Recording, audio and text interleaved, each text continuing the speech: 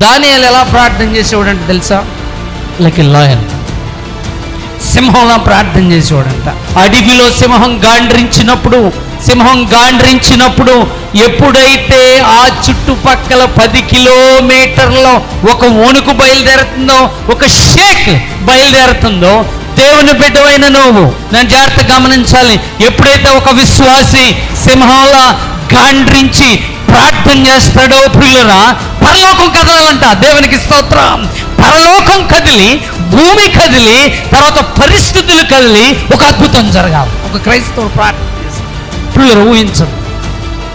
If you want a miracle, నీకు అద్భుతం కావాలంటే నీ జీవితంలో సింహంలాగా ప్రార్థన చేయాలి, గాండ్రించి ప్రార్థన చేయాలి, దేవుడి నుండి పొందుకోవాలని ఆశతో స్వరమెత్తి ప్రార్థన చేయాలి. దాని ఉద్దేశం ఏంటంటే గట్టిగా అరిసేయమని కాదు.